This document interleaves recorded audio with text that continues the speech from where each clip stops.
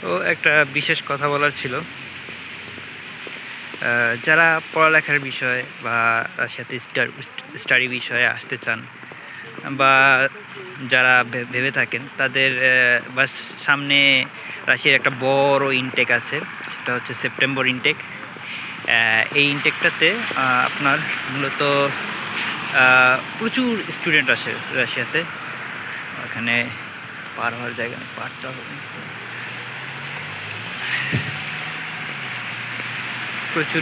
প্রচুর স্টুডেন্ট আসে। পুরো রাশিয়ার অনেকগুলো স্টেট আছে।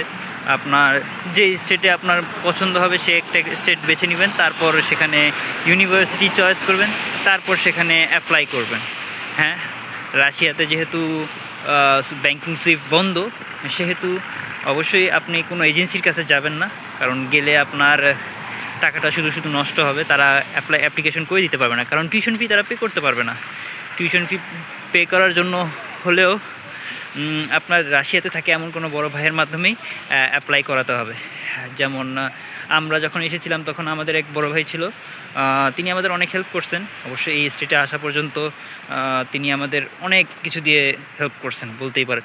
আমরা ইভেন ধো আমরা যখন আসছি তখন আমরা নিজেরাও জানি না কীভাবে ব্যাঙ্ক অ্যাকাউন্ট, সিম কার্ড এগুলো করতে হয়, কিন্তু উনি আমাদের কলে সব কিছু ধীরে ধীরে বলে দিচ্ছেন। অনলাইনে আমাদের হোস্টেলে যখন উঠছি তখন ইন্টারনেট কানেকশন নিয়ে তার সাথে কথা বলে সব কিছু বুঝে আমরা একটা একটা করে সব করে নিছি। আর পেমেন্টের বিষয়, যেসব ইউনিভার্সিটি দুই ধরনের হয়, মনে রাখবেন। একটা হচ্ছে অগ্রিম পেমেন্ট নেয়, আর একটা হচ্ছে ইনভিটেশন বের হওয়ার পরে পেমেন্ট নেয়। কিন্তু পেমেন্ট ছাড়া কোনোটাই হয় না। ইনভিটেশন বের হলে আপনাকে পেমেন্ট করতেই হবে। আর পেমেন্ট করার পরে আপনার যেগুলো পেমেন্ট আগে করতে হয়, মনে করেন কন্ট্রাক্ট পেপারের মাধ্যমে, সেই ইউনিভার্সিটিগুলো আপনার বলতে পারেন 100% ইনভিটেশন বের হবে। মানে আপনার 90% কোনো অঘটন না থাকলে 90% আপনার ইনভিটেশন বের হয়ে যাবে। তারপর হচ্ছে দ্বিতীয়ত হচ্ছে যেসব ইউনিভার্সিটি আপনার পেমেন্ট পড়ে না ইনভিটেশন বের হওয়ার, সেগুলোতে আপনার একটা রিস্ক থাকে যে ইনভিটেশন নাও বের হতে পারে। তো সেটা একটা রিস্ক, আপনার সময় নষ্ট হতে পারে। কারণ একটা ইনভিটেশন বের হতে প্রায় 45 দিন সময় নেয়। একটা ইউনিভার্সিটি 45 দিন সময় নেয়। ইউনিভার্সিটি বের করে না, ইউনিভার্সিটি অ্যাপ্লাই করে এখানকার ইমিগ্রেশন অফিসে, তারপর সেই ইমিগ্রেশন অফিস ইনভিটেশন ইস্যু করে। আমার ইনভিটেশন বের হইতে 38 দিন সময় লেগেছিল, যা বিশাল একটা সময়। এই সময় পরে আর এটার পরে আর আমার কোনো ওয়ে ছিল না আর কি বলা যায়, কারণ এটাতে যদি ক্যান্সেল হতো তাহলে আর পসিবল ছিল না। একটা দিক দিয়ে ভালো যে আমরা পেমেন্ট আগে করেছিলাম। মানে আমার যে বড় ভাই এখানে থাকতো বা যাই বলেন, ওনাদের মাধ্যমে পেমেন্ট করে ওনার ফ্যামিলিকে আমি পেমেন্ট করছি, আর উনি ওখান থেকে রুবেল আকারে আমার টিউশন ফি পেমেন্ট করে দিছে।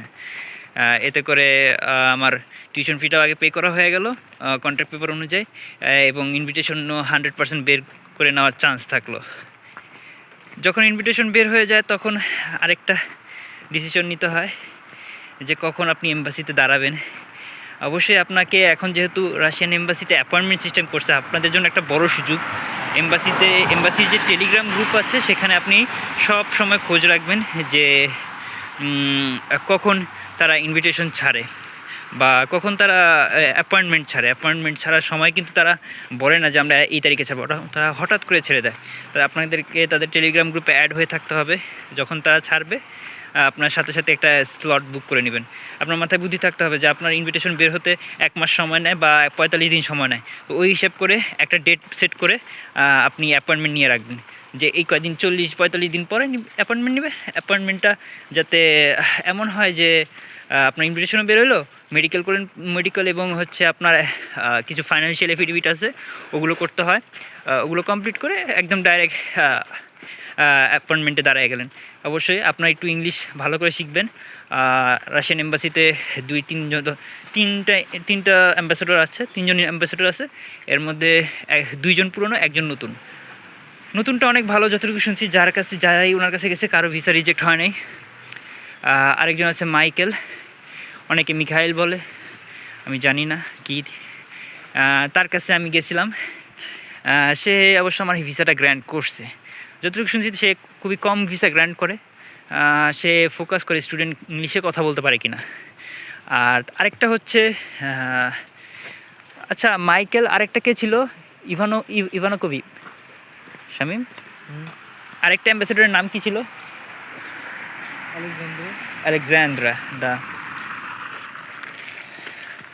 তিনি, ওনারা আমাকে দেখে থেমে গেল, অথচ আমরা তার জন্য ওয়েট করতেছিলাম। আরেকটা অ্যাম্বাসেডর আলেকজান্দ্রা একটু কড়া স্বভাবের। উনি বেশিরভাগ সময় যাদের ভিসা রিজেক্ট হয় উনিই করেন। তো এটা ভাগ্যের উপরে নির্ভর করে বেশি কিছুটা ভিসা পর্যন্ত। ভিসা হইলে তো আপনার আরও অনেক কাজ, কারণ শপিং, এখানে আসা, এয়ার টিকিট বুকিং থেকে অনেক কাজ থাকে। তো আপনারা যারা এগুলো করবেন অবশ্যই ঠান্ডা মাথায় এবং সঠিক সিদ্ধান্ত নিয়ে করবেন প্রত্যেকটা পদক্ষেপ।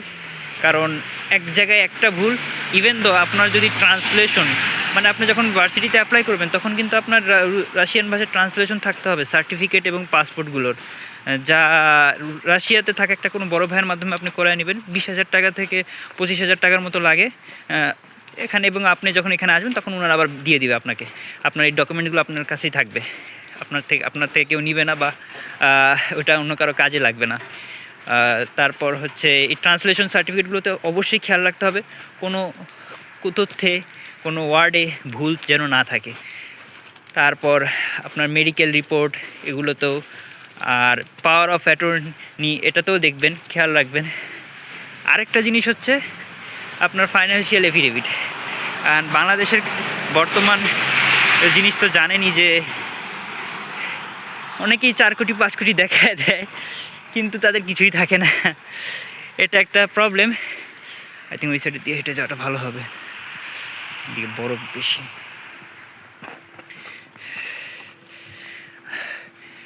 অনেকেরই 4-5 কোটি টাকা দেখা দেয় ফাইন্যান্সিয়াল এফিডেভিট।